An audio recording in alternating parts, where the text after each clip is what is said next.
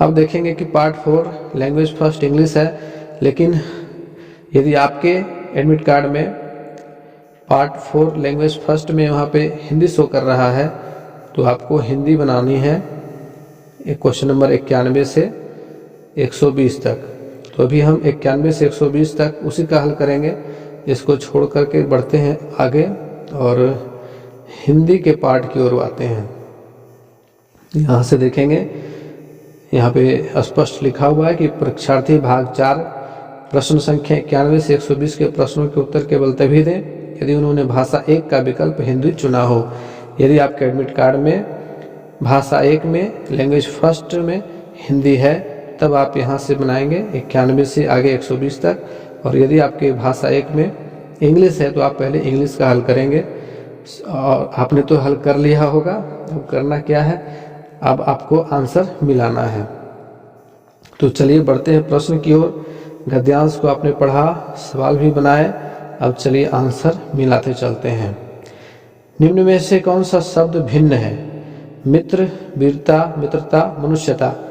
तो ये तीनों देखिए, वीरता, मित्रता, मनुष्यता, इसमें से मित्र भिन्न है, ठीक है, क्योंकि ये तीनों जो हैं ये विशेषण है और ये संज्ञा है। अब अगला है सही शब्द चुनिए। सबके प्रति डैश दृष्टि का भाव और व्यवहार होना चाहिए। तो सबके प्रति समान दृष्टि का भाव और व्यवहार होना चाहिए। अब यहाँ देखेंगे अपना पर्याय में समास है, अपना पर्याय में द्वंद्व समास है। कौन सा समास है? तो द्वंद्व समास है, क्योंकि अपना पर्याय बीच में हाइफन है और दोनों ही पद प्रधान है। अगला सवाल है कि हमें किसके अनुसार फल मिलता है? तो हमें अपने व्यवहार के अनुसार फल मिलता है। हम जैसा व्यवहार रखेंगे हमें वैसा फल मिलेगा। शांति को कहाँ पाया जा सकता है? तो शांति अन्य कहीं नहीं मिलेगी, शांति स्वयं में ढूंढने से मिलेगी। इनमें से किसे गांधी जी ने अपना लक्ष्य नहीं बनाया? तो गुलामों से आज़ादी को अपना लक्ष्य नहीं बनाया। काफ़ी इजी सवाल हिंदी में पूछे गए। अनुच्छेद के अनुसार किसे अपना व्यवहार का हिस्सा बनाना चाहिए? तो अनुच्छेद में कहा जा रहा है कि समाज और संवेदनाओं के नैतिक मूल्यों को अपने व्यवहार का हिस्सा बनाना चाहिए।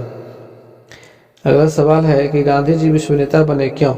तो क्योंकि सभी के प्रति उनकी समान दृष्टि व व्यवहार था। ये सही है। अगला है कि महावीर, बुद्ध, क्राइस्ट, नानक व गांधी जी में क्या समानता है? सभी भारत में जन्मे हैं? नहीं। सभी ने मानव कल्याण किया? सही। सभी धर्म गुरु गलत, सभी सन्यासी गलत। तो ऑप्शन नंबर 2 सही है। 100वां सवाल इस अगले इसमें कविता का जो पद दिया गया है इससे है। तो 100वां सवाल पीयूष का विलोम। तो पीयूष का विलोम, पीयूष का मतलब होता है अमृत, तो पीयूष का विलोम विष। अगला सवाल भ्रष्टाचार का संधि विच्छेद। तो भ्रष्ट जोड़ आचार, भ्रष्टाचार। कविता के अनुसार देश को सुदृढ़ किया जा सकता है। तो इसमें क्या हो जाएगा? समस्त भेदभाव को दूर करके, समस्त भेदभाव को दूर करके। कविता में नीति धर्म की ज्योति प्रखर करने के लिए कहा गया है ताकि इसमें हो जाएगा भ्रष्टाचार को दूर किया जा सके। अब अगला है देश आज रो रहा है, पंक्ति का आशय क्या है? देश आज रो रहा है, तो देश में अशांति का वातावरण है, इसलिए देश आज रो रहा है। द्वेष का शमन किया जा सकता है। द्वेष का शमन अर्थात द्वेष को कम किया जा सकता है, द्वेष को खत्म किया जा सकता है। किसके द्वारा? तो प्रेम के द्वारा। प्रेम से ही द्वेष का नाश हो सकता है। अब अगला सवाल है, अब आ गया पेडागोजी का आपका। ये पद्य और गद्य का हिस्सा जो था वो यहाँ पे खत्म होता है और काफ़ी आसान से सवाल आए इससे। प्राथमिक स्तर पर पढ़ना सिखाने की शुरुआत करने के लिए आप किस सामग्री को सर्वाधिक महत्व देंगे? तो इसमें रोचक कहानी एकदम आंख मूंद करके आपको मारना है। सलमा पहली कक्षा में पढ़ती है, वह किताब शब्द को कतब लिखती है। सलमा का लिखने का यह तरीका क्या दर्शाता है? नियंत्रित लेखन नहीं है, लापरवाही। अब लापरवाही को इसमें नहीं देंगे, अज्ञानता भी नहीं देंगे। स्ववर्तनी, उसकी अपनी वर्तनी है ये। सामाजिक अंतःक्रिया से भाषा सीखने का समर्थन किसने किया है? तो सामाजिक अंतःक्रिया वाइगोत्स्की ने किया है।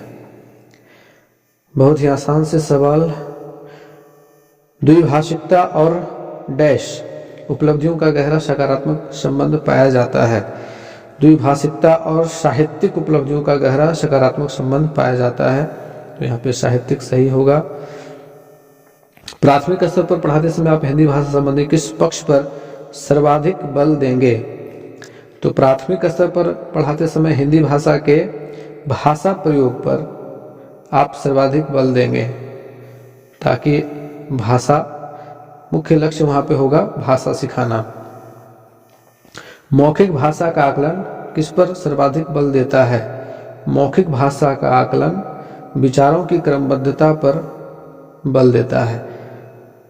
इसके बाद हम भाषा के माध्यम से डैश और डैश भी करते हैं, तो चिंतन विचरण, विचरण तो नहीं होगा, सोचते महसूस करते हैं। भाषा के माध्यम से महसूस करना संभव हो पाएगा। सोचते विचार करते हैं, ये सही है, 112 का तीसरा होना चाहिए। सोचते और विचार करते हैं। चलिए आगे बढ़ते हैं। हिंदी भाषा सीखने सिखाने का दायरा इतना बड़ा होना चाहिए कि डैश से उसका नाता ना टूटे। भाषा की परिभाषा नहीं, व्याकरण रटने नहीं, व्याकरण सीखने नहीं, भाषा प्रयोग सही है। प्राथमिक स्तर पर भाषा सीखने सिखाने में बाल साहित्य मदद करता है, क्योंकि वह भाषा की रंगतें प्रस्तुत करता है, ये सही है। वह बच्चों के लिए सरल होता है, रंगीन चित्रों वाला होता है, लेकिन सबसे ज़्यादा सटीक ये है, भाषा की रंगतें प्रस्तुत करता है। अगला सवाल, कक्षा 1 में लिखना किससे प्रारंभ होता है? वाक्य लिखने से नहीं, शुरू से नहीं, अक्षर लिखने से नहीं, चित्र बनाने से, ये सही है। सबसे पहले बच्चों को चित्रकला सिखानी चाहिए, तब उनमें लिखने का कौशल आएगा और उनका सुलेख भी अच्छा होगा। गांधी जी ने इसके बारे में कहा था। भाषा कौशलों के बारे में आप किस विचार से सहमत हैं? भाषा कौशलों के बारे में, भाषा कौशल अर्थात LSRW है ना, listening, speaking, reading and writing, एक दूसरे को प्रभावित नहीं करते हैं, ये तो गलत है। ये सभी एक साथ नहीं सीखे जा सकते, ये सभी एक साथ नहीं सीखे जा सकते, ये भी गलत है। ये एक निश्चित क्रम में सीखे जाते हैं, ऐसा कोई जरूरी नहीं है। ये एक दूसरे से अंतः संबंधित होते हैं, बिल्कुल। पाठ्य पुस्तकों में रचनाएं एक वातावरण निर्मित करती हैं और अभ्यास प्रश्न उन्हें डैश, उनसे गहराई से डैश और व्यापक अनुभव स्तर से डैश का मौका देते हैं। तो इसमें हो जाएगा परखने, जूझने, तादात्म्य, परखने, जूझने और तादात्म्य, यही ऑप्शन सही होगा। यहाँ पे मिलाएंगे इसको। पाठ्य पुस्तकों में रचनाएं एक वातावरण निर्मित करती हैं और अभ्यास प्रश्न उन्हें परखने, उनसे गहराई से जूझने और व्यापक अनुभव स्तर से तादात्म्य का मौका देते हैं, ये सही है।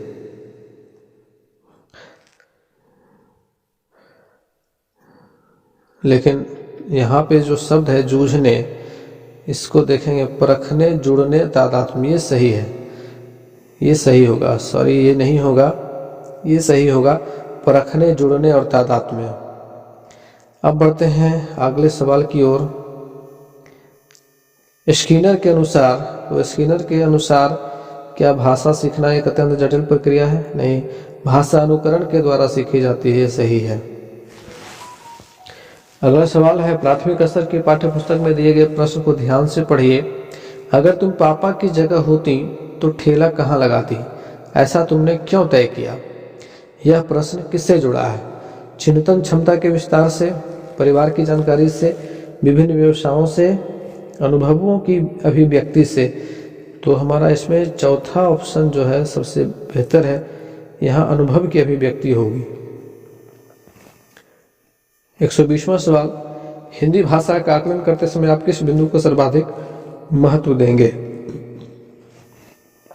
सहज अभिव्यक्ति को महत्व देंगे सबसे ज्यादा, ताकि जो भी सीखने वाला शिक्षार्थी है, क्या वो सहज रूप से हिंदी भाषा को व्यक्त कर रहा है।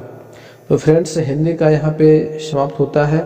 अब हम लोग बढ़ेंगे इंग्लिश की ओर, और इंग्लिश पार्ट 5 में देखेंगे लैंग्वेज सेकंड इंग्लिश। तो जिनका एडमिट कार्ड में लैंग्वेज सेकंड इंग्लिश होगा वो 121 से लेकर के 150 तक बनाएंगे। 121 से 150 तक आखिरी पड़ाव ये रहेगा।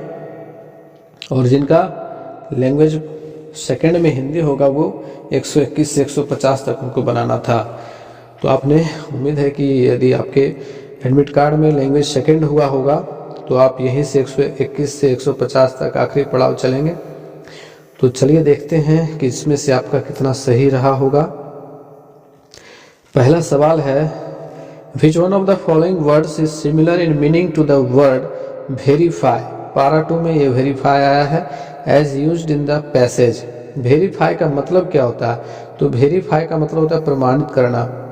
नोटिफाई नहीं होगा, डिस्कवर नहीं होगा, क्लेरिफाई नहीं, कन्फर्म, बिल्कुल सही, कन्फर्म कर देना। अगला है, which one of the following words is opposite in meaning to reveal. ये पैरा 5 में आया है। इस बार देखिए काफ़ी इजी कर दिया है, आप डायरेक्ट सवाल को पढ़ करके भी उसको पढ़ सकते हैं पैराग्राफ को। तो यहाँ पे कहता है रिवील का उल्टा। रिवील का मतलब होता है प्रकट करना, तो प्रकट करना का उल्टा क्या होगा? छुपा देना, है ना। तो इसका सही आंसर होगा council. Which part of speech is the underlined word in the following sentences. Graphologists can verify whether the autographs are real or fake. यहाँ पे और क्या है?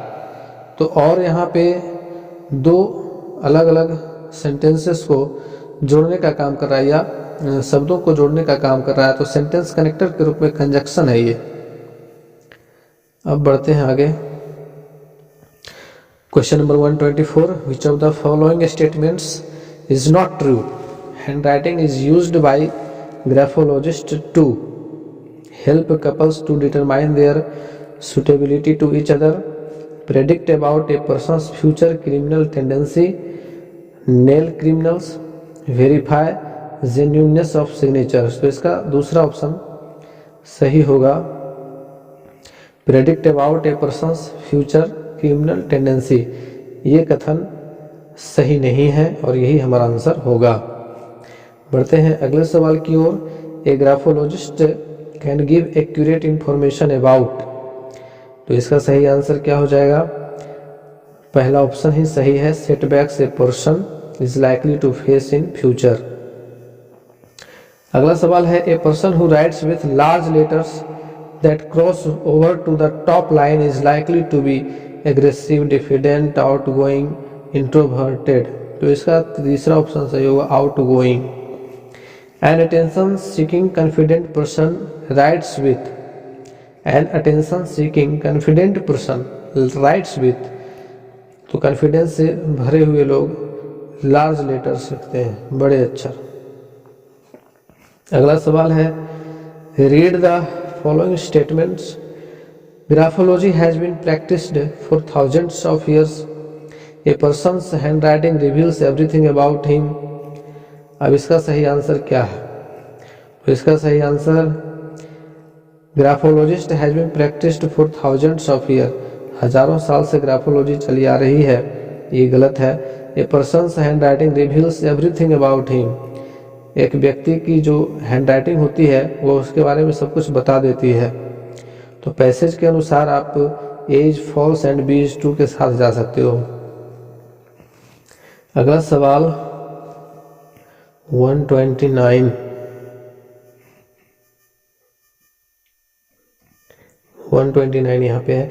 Which one of the following words is similar in meaning to the word readily. Para first as used in the passage. Readily का मतलब यहाँ पे easily है, आसानी से, सुलभ। Which one of the following words is opposite in meaning to the word soaring as used in the passage. Soaring का उल्टा, तो सोरिंग का मतलब उभरना, उसका उल्टा हो जाएगा फॉलिंग, गिरना। अगला है, विच part of the following sentence contains an error. नीचे देखिए कथन के किस भाग में गलती है, ये इसमें गलती पहचाननी है आपको। Both Raghunath as well as Ravish have given their consent to the new proposal. Both Raghunath as well as Ravish.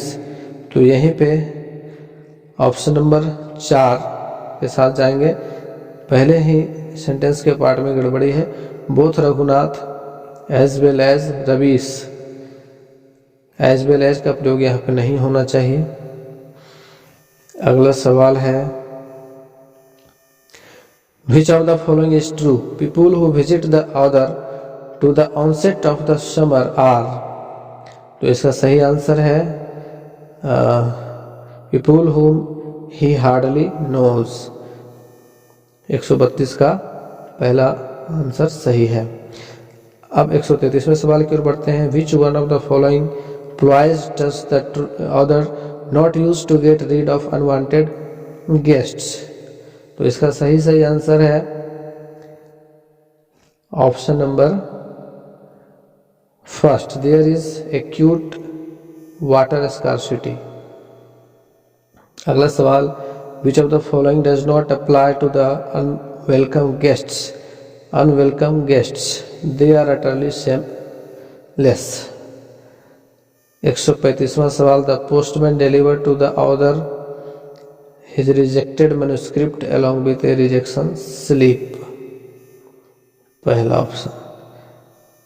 अब यहां से 136वें से आ गया आपका pedagogy. The one that cannot be further divided into a smaller grammatically meaningful components is a diphthong। नहीं होगा, diphthong तो गलत होगा। कहता है कि the one that cannot be further divided into a smaller grammatically meaningful components, जिसे आगे खंड या टुकड़ों में नहीं किया जा सकता है और जिसके मीनिंगफुल अर्थ हो ग्रामेटिकल दृष्टिकोण से। तो डिप्थोंग तो नहीं होगा। डिप्थोंग का मतलब होता है दीर्घ स्वर। सिंटैक्स ये भी नहीं होगा, सिंटैक्स भी नहीं, फोनीम भी नहीं। मॉर्फीम के साथ जाएंगे। मॉर्फीम को जब इसको तोड़ेंगे तो इसका कोई मीनिंगफुल अर्थ नहीं आएगा। Alka, student of class 3, often makes mistake between SH and S। यहाँ पे ये फोनेटिक्स है, श एंड स। As a language teacher your interpretation will be. Alka's pronunciation is not clear, hence you will give her more practice. As a teacher you will ignore such silly mistakes. Ignore तो नहीं करना है, बच्चों की गलतियों को सुधारना है। Alka is a careless student, ऐसा भी नहीं कर सकते। It's due to influence of her dialect और लैंग्वेज, ये सही है। उसके अपने स्थानीय भाषा के प्रभाव के कारण उसका उच्चारण यहाँ पे थोड़ा सा गड़बड़ है।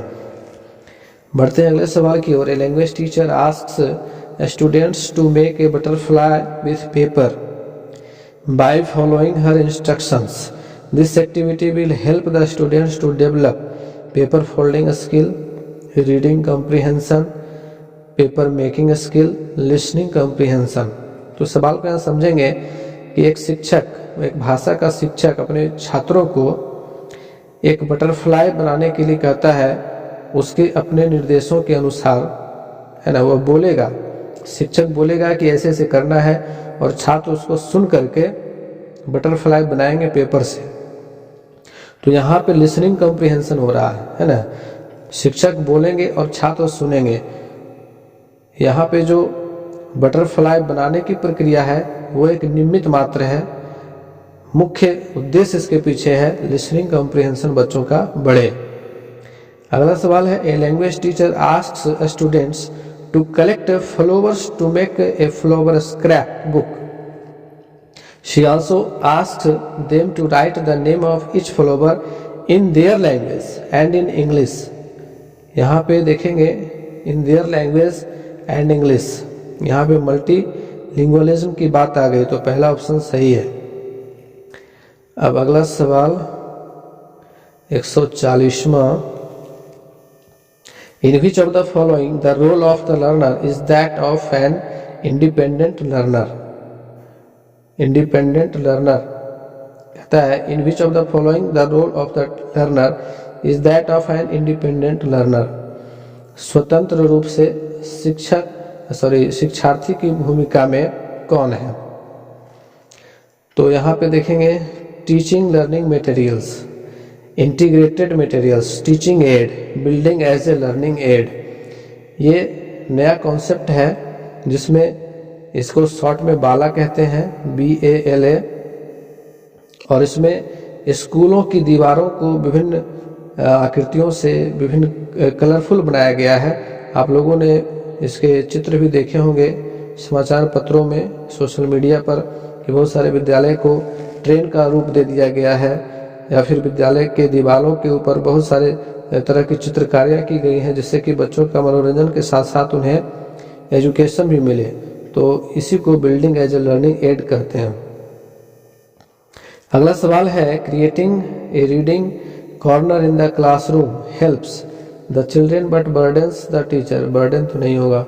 To share the responsibility of the librarian as the books are issued by the teacher. ये भी गलत। Children to learn and revise their syllabus thoroughly. To provide opportunities to children to select books independently as their interest. ये सही है। छात्र स्वतंत्र रूप से किताबों को चुन सकेंगे, अपनी पसंद की किताबों को पढ़ सकेंगे। Small kids at their initial stage love to move pen and pencil in to and fro और up and down position. This way of writing is called. अब यहाँ पे कहता है कि छोटे छोटे जो बच्चे होते हैं वे अपने शुरुआती के स्टेज में अपने पेन या पेंसिल को इधर उधर जैसे तैसे लाइन खींचना चाहते हैं, है ना। टू एंड फ्रो मतलब जहाँ तहाँ।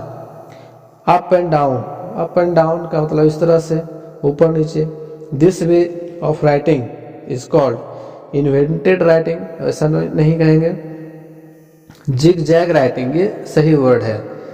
ड्राइंग भी नहीं कर सकते उसको, स्क्रिबलिंग भी नहीं कर सकते। स्क्रिबलिंग में तो कुछ लाइन कुछ वर्ड्स लिखते हैं, लेकिन जिग जैग राइटिंग यहाँ पे हो सकता है। 143 in language classroom a teacher is asking students to interact in groups and then share their personal response to the poem with each other.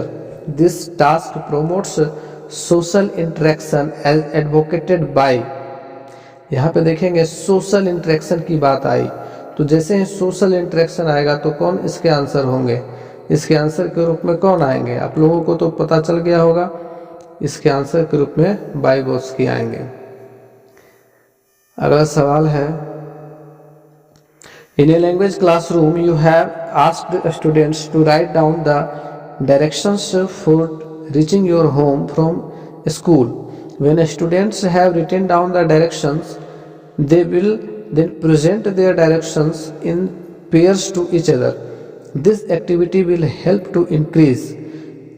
तो यह गतिविधि किस चीज में बढ़ोतरी करेगी? तो option number 4, their basic interpersonal communication skills। उनके जो बेसिक अंतर्वैयक्तिक कम्युनिकेशन स्किल होंगे उसमें बढ़ोतरी करेंगे। विच one of the following activities come under calf. Calf के अंतर्गत, यहाँ पे काल्प का अर्थ क्या है? यहाँ पे देखेंगे काल्प का मतलब होता है कॉग्निटिव एकेडमिक लैंग्वेज प्रोफिशिएंसी। ठीक है, तो यहाँ सही आंसर कौन सा है? Writing book reviews. अगला सवाल, the branch of linguistics that deals with the explanation of the relation between language and society is known as. First option socio linguistics, क्योंकि इसमें सोसाइटी और लैंग्वेज दोनों की बात की जा रही है। 147वां सवाल, formative assessment helps in. Formative assessment helps in, ये आपके मॉक टेस्ट में भी पूछा गया था। इसमें सही से ऑप्शन चौथा होगा, providing qualitative feedback to learners to improve. अब 148वें सवाल की ओर बढ़ते हैं, कम्युनिकेटिव लैंग्वेज टीचिंग मेथड। यहाँ पे CLT से सवाल पूछा गया है। आप लोगों ने DLED के सिलेबस में पढ़ा होगा CLT, communicative language teaching approach और मेथड। 2 सवाल पूछे गए इसमें से, तो इसका सही आंसर होगा चौथा option, learners to encounter with real life situations. 149वां सवाल, as per Stephen Krashen the effective language teacher is someone who can provide input and help make it comprehensible समझने योग्य बना दे इन ए लो एंग्जाइटी सिचुएशन। अब अगला है, a teacher divides the class into groups of 5 and asks them to discuss what they would do if they were caught in one of the following situations. यहाँ पे real situation की बात की जा रही है। Their friend falls down in the play field and is hurt. They are trapped in a building on fire. They are stuck up in a traffic jam. This activity is based on। अब यहाँ पे real life situation दिए गए हैं बच्चों को, तो ये CLT के अंतर्गत आएगा, कम्युनिकेटिव लैंग्वेज टीचिंग अप्रोच।